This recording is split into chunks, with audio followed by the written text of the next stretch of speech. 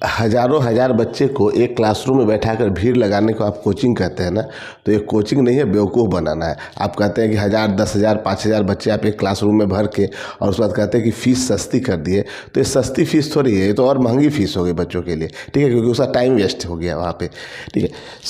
Coaching का मतलब क्या होता है कि ये क्लासरूम में जो है ना वो 8, 10, 5, 10, 20, 15 बच्चे तक हों, ठीक है, उससे ज़्यादा, ताकि ये टीचर जो है ना बच्चों से पूछ सके, हाँ जी ये क्वेश्चन जो मैंने जो सोल्व किया है इसका आंसर कौन बताएगा, ठीक है, या किसको समझ में आया, तो बच्चे ऐसे उंगली खड़ा करके बताए कि हाँ हाँ मुझे समझ में आ गया है चीज़। अब ये कोचिंग अगर आप 1000 बच्चे बैठ जाते हैं किसी क्लासरूम में, वो बच्चा आपको अगर बाहर रोड पे मिलता है कभी भी ना, तो आप ये नहीं पहचान पाएंगे कि मेरा ही स्टूडेंट है, कभी आप पहचान ही नहीं पाए। बच्चे का क्या है कि आप तो क्लासरूम में बड़े बड़े साउंड बॉक्स लगाकर क्लासरूम में आगे से लेकर पीछे तक में 50 साउंड बॉक्स लगा दिए ताकि बच्चे को मेरा आवाज़ वहाँ से सुनाई पड़ जाए, लेकिन वो जो पीछे बेंच पे जो बच्चा बैठा हुआ है, जो बीच में भी बच्चा बैठा हुआ है, उसका आवाज़ आप तक कैसे पहुँचेगा फिर वो,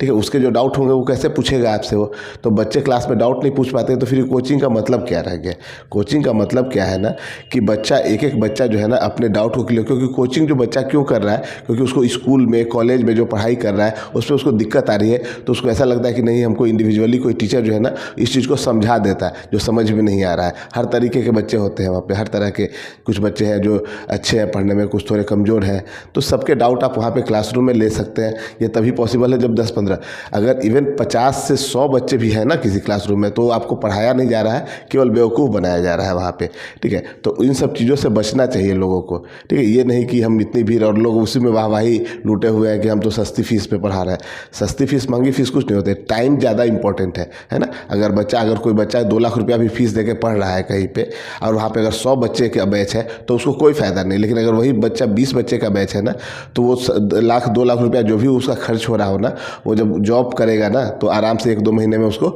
वसूल हो जाएगा। इसलिए फीस वाली बात नहीं है, मेन है टाइम वाली बात है, ठीक है। आप बच्चे को भी, आप क्या करते हो, एग्जाम होता है, रिजल्ट आता है, रिजल्ट पे आप बोल देते हो कि मेरे यहाँ से इतने बच्चे नीट में सेलेक्ट हो गए, जेई में सेलेक्ट हो गए, रैंक नहीं बता रहे हो, नाम नहीं बता रहे हो बच्चे का कितने रैंक के साथ सेलेक्ट हो गया है, हाँ इतने बच्चे क्वालिफाई। नीट का क्वालिफाइंग मार्क्स तो 130-135 ही होता है, तो आप उसी को रिजल्ट बोल रहे हो क्या, ठीक है। तो ऐसे तो आप केवल बेवकूफ़ बना रहे हो बच्चों को,